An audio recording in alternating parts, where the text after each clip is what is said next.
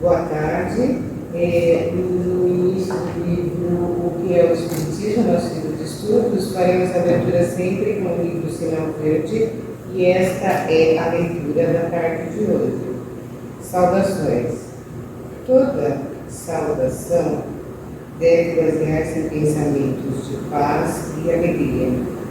Pense no seu contentamento quando alguém lhe endereça palavras de afeto e simpatia, e faça o mesmo para com os outros. Mobilize o capital do sorriso e observará que semelhante investimento lhe trará precioso rendimento de colaboração e felicidade.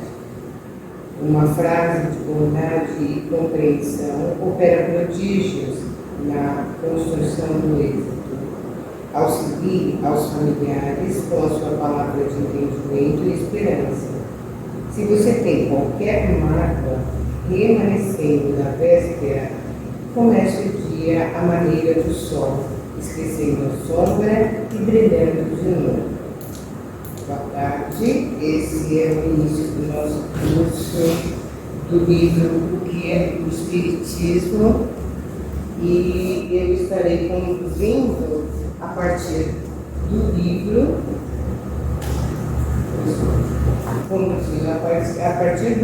o curso do Espiritismo, tá?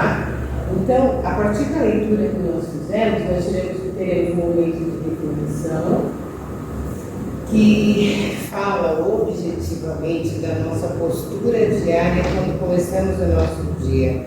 Essa postura deve ser positiva, essa postura deve ser altruísta, essa postura deve ser a melhor possível para com nós mesmos, para que isso reflita para os que estão à nossa volta, para a nossa família, para nossas entidades que estão à nossa volta. Em síntese, iniciaremos agora com a fase do que é o surgimento do Espiritismo, tá? Neste livro que eu já orientei, e vamos lá, o que é o Espiritismo, né? O Espiritismo é esse consolador que fazemos o exercício diário na convivência, sendo médiuns ostensivos ou não. Manifestações espirituais datam dos primórdios da humanidade sem registros, mas há algumas que são anteriores à codificação organizada por Kardec e registrada, né? Não.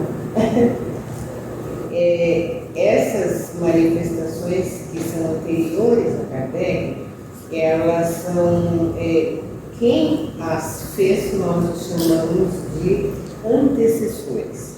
Tá? Os antecessores a Kardec não tinham muita documentação, mas essa pouca documentação que tem é que eu vou apresentar agora.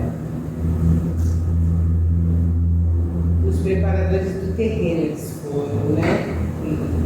E a codificação ela é posterior ao que Emanuel Swedenborg, Edward Irving, Andrew Jackson, as irmãs Fox e a questão das mesas girantes, eles são anteriores à codificação feita por Kardec. Tá? Isso significa o quê? Lá em 1668, na fase em que Emanuel, pode virar, por favor? Que Emanuel, o nome é difícil, é Swedenborg. Ele foi um vidente que viveu até 104 anos, viveu muito, teve manifestações espirituais muito contundentes e era uma pessoa de muito conhecimento, era multiprofissional, engenheiro, teólogo, autoridade metalúrgica, autoridade em mineração, engenharia militar, ele era astrônomo, ou seja, era um gênio, um sueco que era um gênio, e foi longevo, foi até 104 anos, tá? Ele se manifesta aí numa fase em que não se entendia o espiritismo como algo sério e não se entendia como algo que ocorria de forma justa, né? Por quê? Porque nestas manifestações espirituais, muitas eram usadas para circos, para apresentação de ganho de dinheiro e dessa linha, né? Então, o Emmanuel, ele foi uma pessoa que ajudou a dar um pouco de credibilidade numa fase onde a questão espiritual era muito desacreditada, tá? Aí nós passamos para um outro que era Edward Irving, que era um escocês, né? Pode observar que as coisas acontecem em vários pontos do mundo e ele, para dar uma diferença aí na questão espiritual, ele era o ministro da igreja presbiteriana, era uma pessoa muito carismática, ele atraía muito público, os religiosos dele, era muito eloquente, muito veemente, e ele nos obriga a observar que a mediunidade ela se manifesta desde os primórdios, alguns sem registro, mas se manifesta em todos os lugares, igrejas, residências e desde os primórdios. A única diferença é que ainda não havia uma identificação que trouxesse credibilidade ou veracidade na questão espiritual. Bom, como ele se manifestava em igreja, por vezes ocorriam as falas em várias línguas, que ocorre ainda hoje em muitas igrejas, e isso é uma manifestação espiritual. Ele era uma pessoa, assim como nosso Senhor Jesus era portador de grande magnetismo, o Edward era, não com um magnetismo equivalente ao do nosso grande mestre, mas ele tinha um magnetismo para atrair a população para a sua igreja, né? E isso realmente fez com que ele passasse para tempos maiores, que ele fosse não condenado, mas que ele fosse julgado e avaliado por muitas vezes, tá?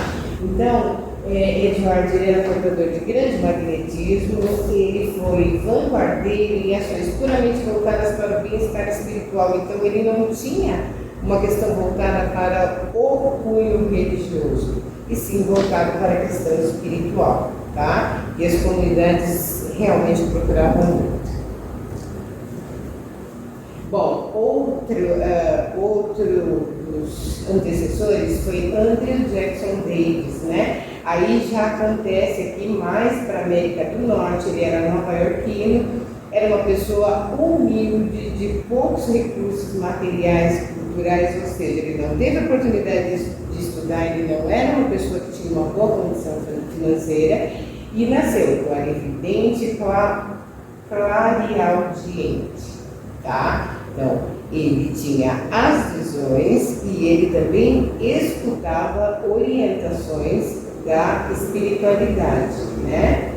Ele ouvia sons, vozes, e o que acontece? Na evolução da mediunidade dele, ele conseguia diagnosticar objetivamente doenças que às vezes não eram diagnosticadas pela medicina.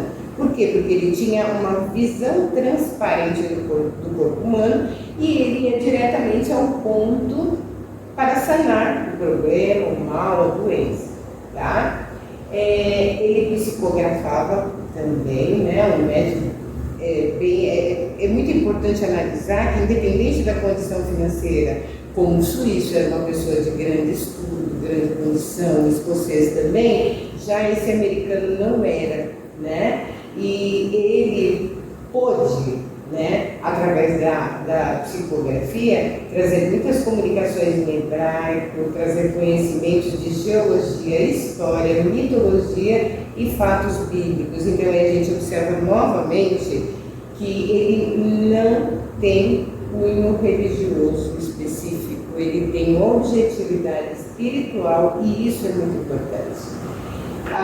Bom, ele trouxe fatos bíblicos também e ele foi uma das pessoas que previu o surgimento do espiritismo, né? Isso lá em 1847, então não demora muito bem Kardec, mas ele foi um dos antecessores que previu a existência, a vinda do nosso Consolador, que é o Evangelho segundo Jesus, que é a codificação provinda de Kardec. E Edward, ele falou uma coisa muito importante, Andrew, ele falou uma coisa muito importante, tá? Quando ele previu o aparecimento do Espiritismo, que ele falou, é verdade que os espíritos se comunicam entre si, quando um está no corpo e outro em esferas mais altas, e também quando uma pessoa em seu corpo é inconsciente do influxo e assim não pode se converter do fato.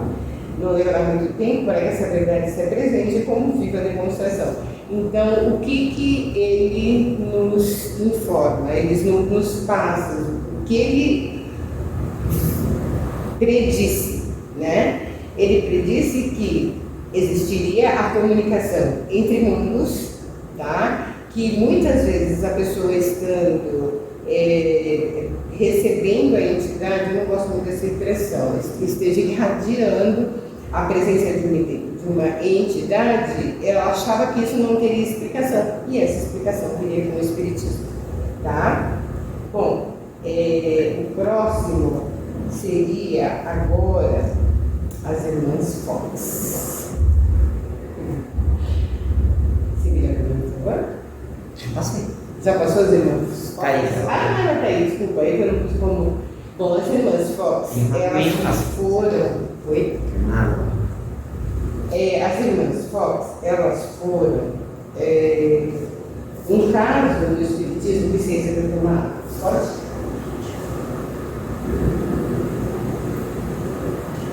Tudo natural. As Irmãs Fox, elas significaram para o Espiritismo 3 médiuns de grande manifestação física, e essas 3 médiuns, elas acabaram, aí no final da vida, sendo desvalorizadas. Por quê? Porque na época lá de 1800, a forma que o Espiritismo era visto era como uma atração de circo, como fanatismo, como falta de juízo e algumas coisas mais que não é o que identifica a doutrina, né? Elas tiveram muitas manifestações desde criança e isso fazia com que a população do entorno as procurassem para ver o show que era a apresentação das batidas na mesa, das batidas na parede, o contato que uma das meninas, a menor de 10 anos, teve com o espírito de um falecido que foi enterrado numa das casas que elas moraram. Então, assim, tinha muita fantasia ligada a uma manifestação muito séria que elas não sabiam conduzir, porque não tinham uma doutrina, não havia ética na época, não havia condição delas serem levadas a sério, mas na verdade os que viam a situação como séria acabaram pesquisando muito essas meninas, essas moças, as 3 irmãs, que eu não falei o nome, mas era Kate, Margaret e Lia, tá? Elas sempre tiveram muito contato com espíritos, a história delas é difícil, em alguns momentos elas estão sendo supervalorizadas, em outros desvalorizadas, né? Olha, sinceramente, o que pesou muito na época dessas moças era o charlatanismo, porque isso ia para circo, o espiritismo ia para circo, ia para teatro, mas não era espiritismo, eram as manifestações físicas. E isso confundia todo mundo e transformava isso numa situação intrincada, onde quem realmente tinha as manifestações acabava sendo entendido como charlatão ou alguém para comércio, né? Ali falei de charlatanismo, né? Que eram shows mistos de fantasia, exploração de dons, que nem elas mesmas sabiam como fazer bom uso disso, né? Formaram-se nos Estados Unidos e em outros países também, várias comissões para estudarem essas moças. Só que com isso não existiu uma valorização, existiu uma exploração, uma exposição, né? E esse não é o objetivo nem o resultado da doutrina espírita. Então, atualmente nos Estados Unidos funciona próximo à casa da família Fox, que é a casa onde começou as manifestações, a Central Regional dos Espiritualistas Americanos, baseando os estudos nas experiências das irmãs, positivas e negativas, mas foram muito estudadas. Bom, agora nós vamos passar, tá, para uma base muito importante do Espiritismo, que são as mesas girantes e Kardec, né? Então, as mesas girantes, elas foram muito importantes com relação ao Allan Kardec. Por quê? Porque Kardec iniciou o estudo espírita a partir das mesas rodantes, das mesas girantes, tá? Mas como isso era lá, um pouquinho após as irmãs Fox, era muita conversa, era muito falatório do que estava acontecendo, as sessões com mesas girantes, com os cestos, e Kardec, que o nome dele é Professor Hippolyte Léon Denis Rivail, ele não acreditava, e ele disse que ele só acreditaria na questão das mesas rodantes e outras falas, né, que chegavam para ele sobre questões espirituais, quando ele vê e quando provarem para ele que uma mesa tem cérebro para pensar, nervos para sentir e que possa se tornar sonâmbula. Até lá, ele pediu a permissão que ele não visse, nesse caso das mesas girantes ou todos os outros que eram apresentados, nada como um conto para fazer dormir, ou seja, fábula, né?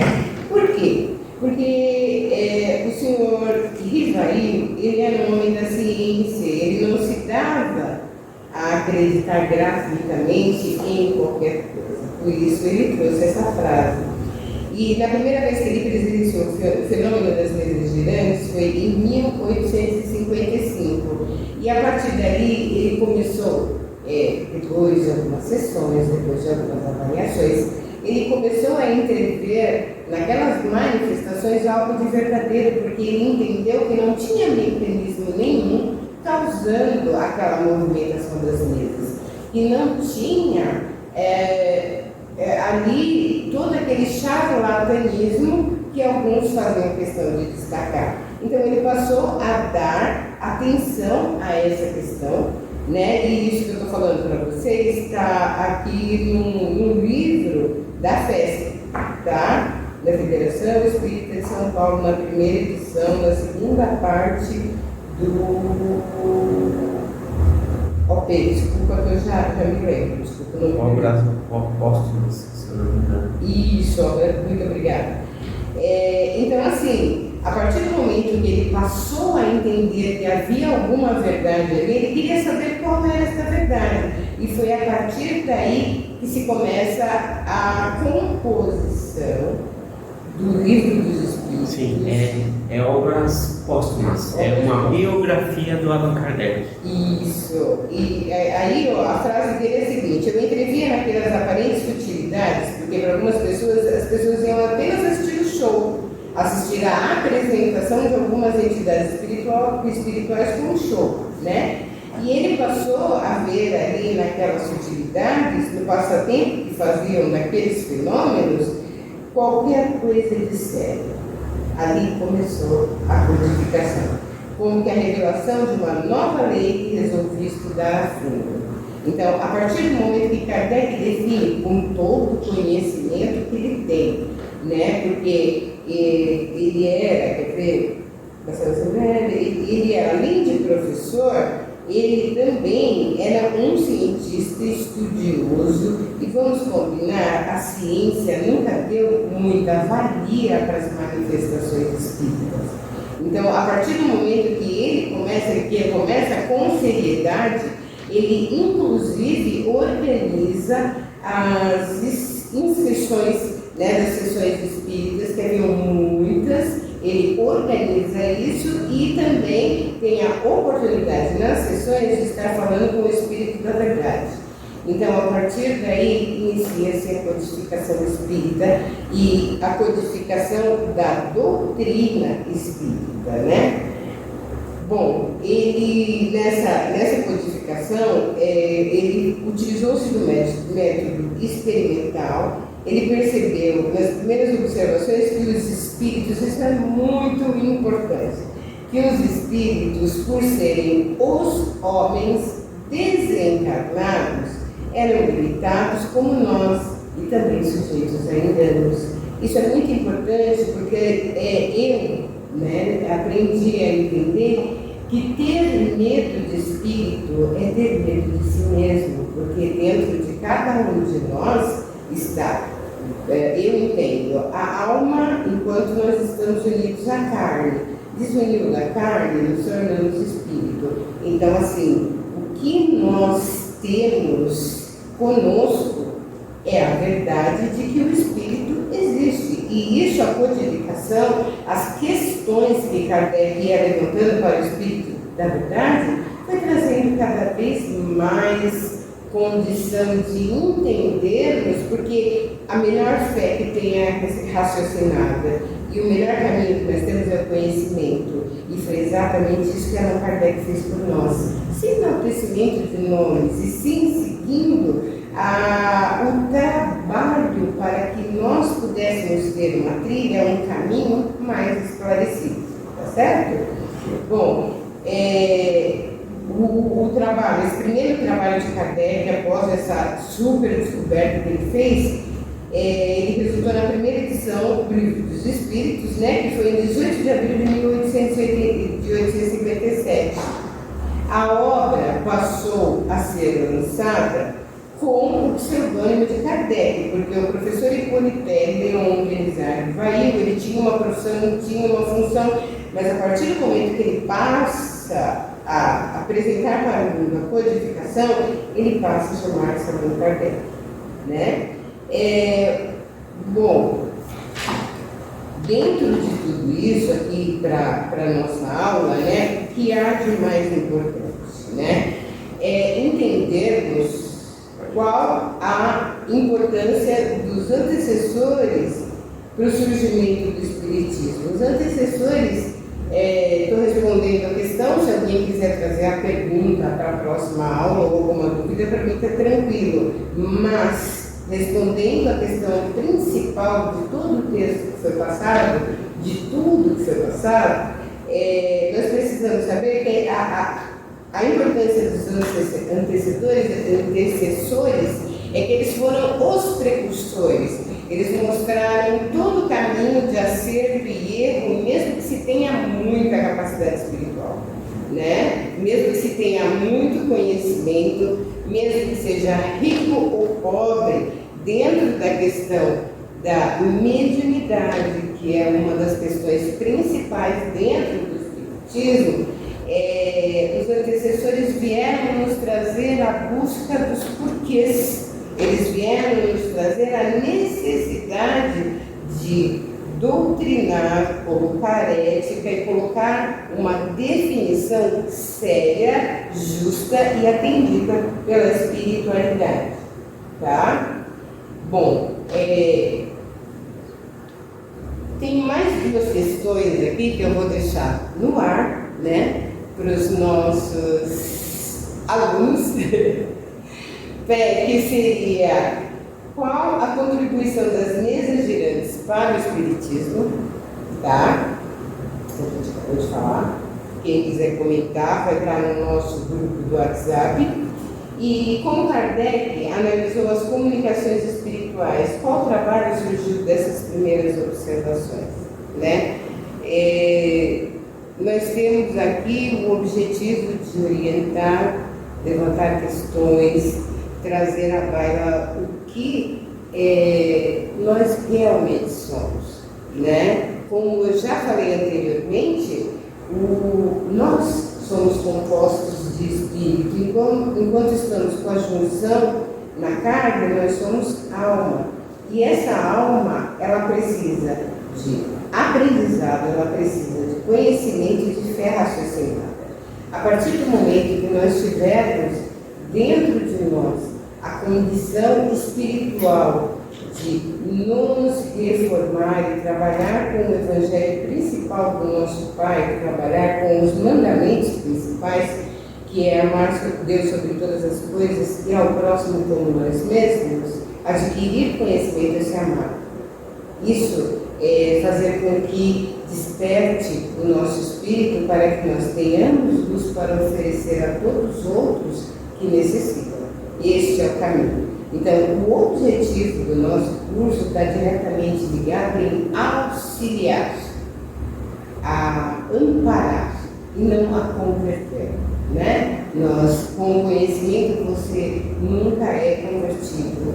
Com o conhecimento, você procura caminhos de auxílio, de prosperidade. Com conhecimento, a gente sempre vai mais adiante. Bom, concluindo a nossa aula, né, que a gente conclui que sempre existiram manifestações mediúnicas desde os primórdios, desde lá na caverna haviam manifestações, e elas não são específicas do espiritismo cristão. Em todas as regiões, em todas as religiões, existem manifestações espirituais. Algumas vezes você vai numa igreja evangélica, que as pessoas, a partir da fala positiva e firme do pastor, elas começam a falar em línguas.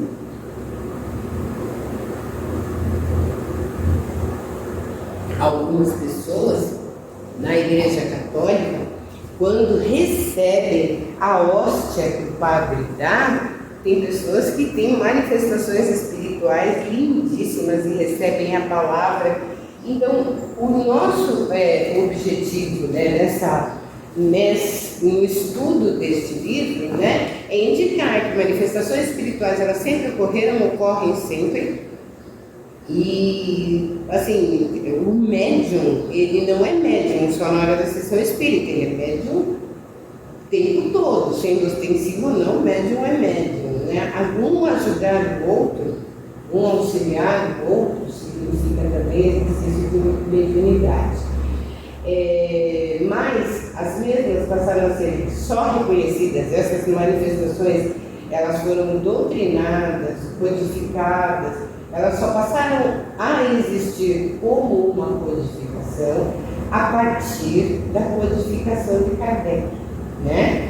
E assim, não foi de um minuto para o outro, né? Foi a partir do momento que ele acreditou que além daquilo que era visível como uma tração, né?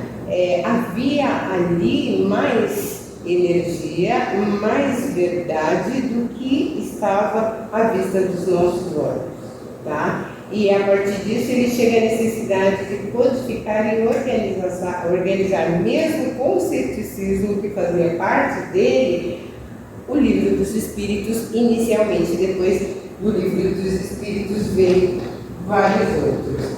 Bom, meia hora de aula. Vamos complementar alguma coisa aí?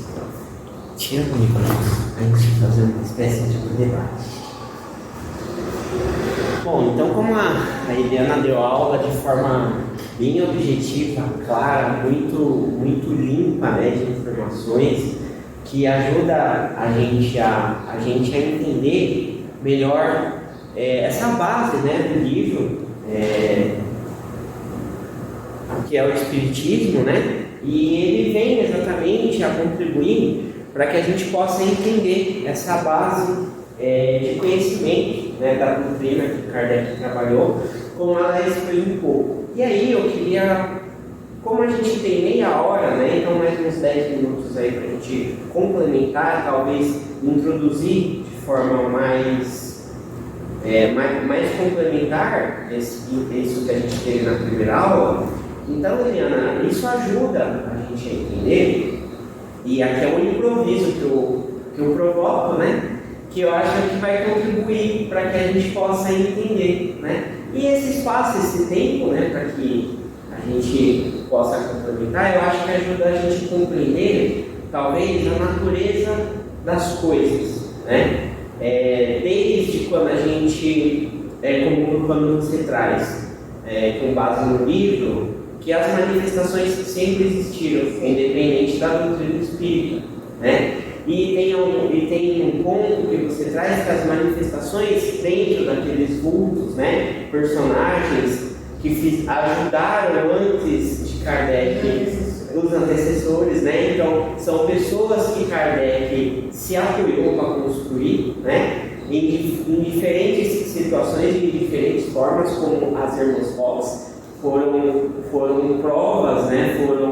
Foram movimentos coletivos, né, que chegaram a Kardec por meio das comunicações que a gente vai ver mais à frente do livro, né? Porque na verdade os antecessores eles passaram a ser conhecidos no mundo todo, né? Foram nomes que foram conhecidos, mas nunca com a seriedade devida, independente de ser pessoas que tinham ou não muito conhecimento.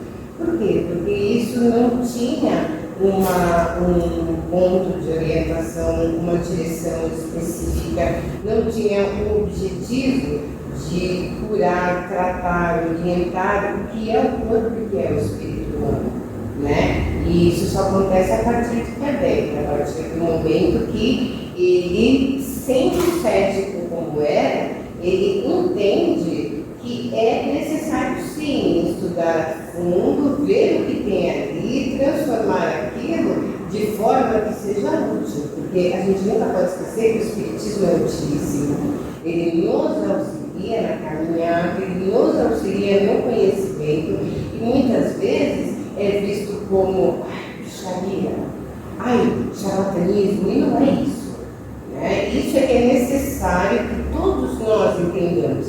Por isso o objetivo de fazer sim, um curso para orientar e tirar as dúvidas de quem realmente queira cuidar da sua casa, cuidar do seu espírito para essa transição, para essa caminhada, porque aqui na carne não é meta, aqui na carne é caminho.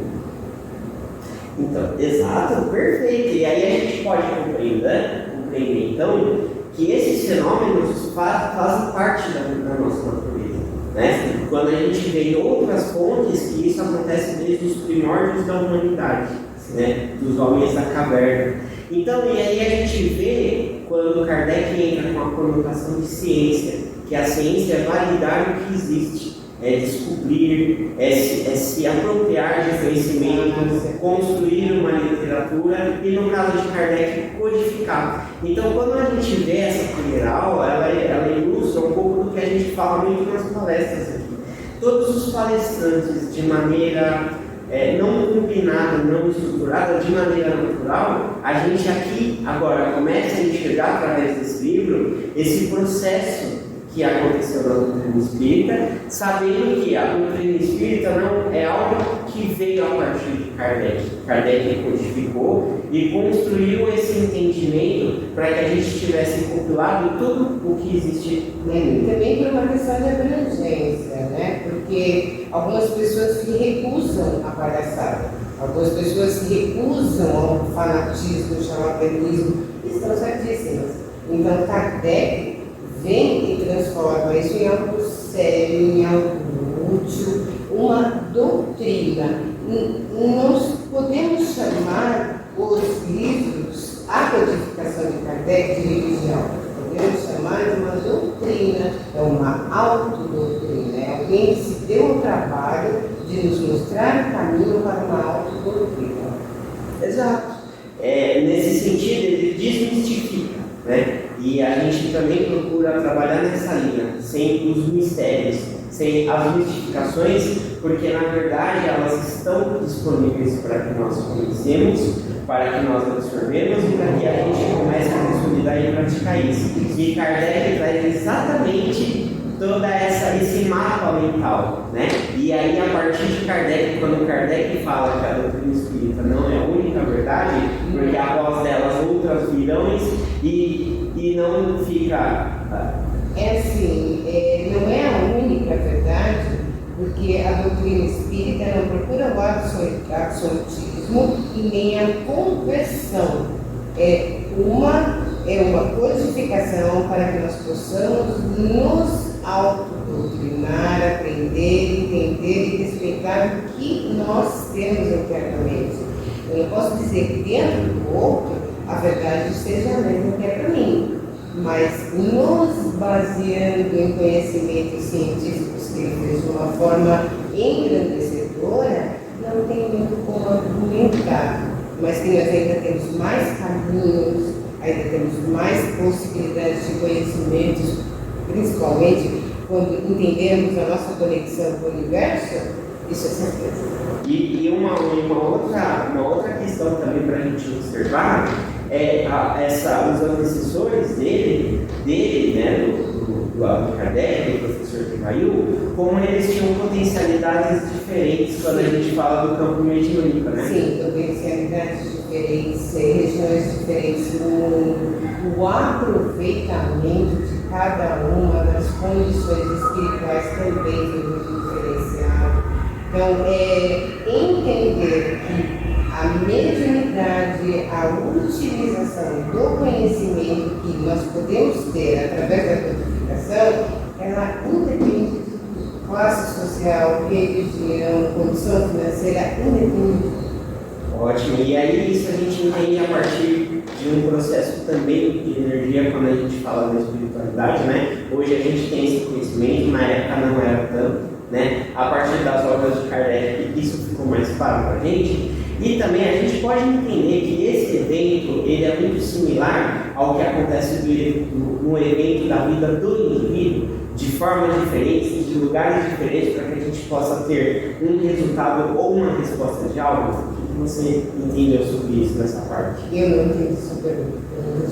Quero dizer assim, esse evento, né, esse fenômeno, né, porque a doutrina espírita ela se tornou um fenômeno, né, um resultado de um objetivo da espiritualidade, quando a gente tem a doutrina dos espíritos. Sim. Né? Então, quando a gente olha essa construção a partir dos antecessores, que construíram um legado, cada um na sua individualidade, construíram um legado, Kardec pega essas bases, começa a estudar isso e gera o resultado do fenômeno da doutrina dos espíritos, certo? Então a gente entende que isso é um processo natural, foi um processo natural. Na verdade, eu entendo mais como um processo necessário. Por quê? Porque ali do tempo dos antecessores era necessário que as manifestações elas fossem visualizadas para chamar a atenção do ser humano para a existência desse lado no ser humano, né? E assim, eles faziam coisas incríveis. O Irving, que via o corpo humano transparente, meu Deus, qualquer pessoa queria, ele não queria mais saber de médico, só queria saber dele, né? E esse tipo de manifestação, eles chamaram a atenção, porque eu acho que tudo isso tinha que acontecer para culminar num momento de criar essa retidão, essa melhoria, tudo isso que Kardec nos trouxe, né? Mas agora as pessoas falam assim, não, mas não existe mais isso, não existe mais fenômeno de materialização, é muito menos utilizado, não existem empresas girantes. Por quê? Porque por menos que nós tenhamos caminhado, atualmente somos seres evoluídos que temos que lidar com o discernimento, lidar com a fé raciocinada. Você não vai ajoelhar-se porque você tem que dobrar o joelho, você vai ajoelhar-se porque você acredita e entende que há um movimento físico aonde você caminha melhor a energia, bem nessa linha, tá? Então, assim, essas primeiras manifestações, elas realmente trouxeram para a gente a condição de converger para o momento da codificação de Kardec, porque acreditava-se já na evolução maior do ser humano, não todos, né? Porque não é isso que acontece, mas na evolução maior com condição de entendimento. E ainda digo mais, entendo que o que veio para nós, o Espiritismo, como o Consolador, vem desde lá da fala das 3 crianças de Fátima, que o terceiro segredo ficou guardado. Aprendi assim, não quero convencer ninguém, é o que eu entendo. que é a partir da revelação do terceiro segredo de Fátima, esse terceiro era o Consolador. E o Consolador pediu uma codificação, porque é algo evolução. E essa codificação veio a partir de Kardec. Exato, e aí a gente vê na sua fala que é um processo progressivo, ou seja, de progresso, de crescimento, de evolução. A minha pergunta é, esse tipo de fenômeno, ele também pode acontecer na vida individual de cada pessoa, certo? Porque por a gente enxergar que isso faz parte do processo da Não, natureza. ele também acontece. Acontece com certeza. Né? Porque quando a gente define que vai ter um caminho de evolução, aí eu vou usar uma expressão que eu estou muito acostumada, quando você resolve acender a centelha de luz divina que você tem dentro de você, você passa a ter uma visão mais abrangente, uma visão que te traz mais caminhos de conhecimento, e esse caminho de conhecimento obrigatoriamente vai preencher o seu capital de conhecimento, se ser uma pessoa mais bem realizada, melhor sucedida, com mais prosperidade. Exato. Então aí temos a resposta introdutória do que é o Espiritismo. O Espiritismo é um caminho que nós escolhemos, né, que ninguém é obrigado, para evolução, para aprendizagem, para ensinamento também, né, porque é sempre uma troca, e para ter acesso a esses amigos que estão aqui no nosso plano, aqui no próximo plano, e lá no plano maior com o nosso Pai Criador. Agradecendo a todos os presentes, a todos os espíritos de luz que nos permitiram, né, participar desse conhecimento, dessa troca de conhecimento, dessa oferta de energia e recepção de energia que cada um tem para nos dar. Muito obrigada e boa tarde. Fé e equilíbrio em todas. Fé e equilíbrio em todas as direções.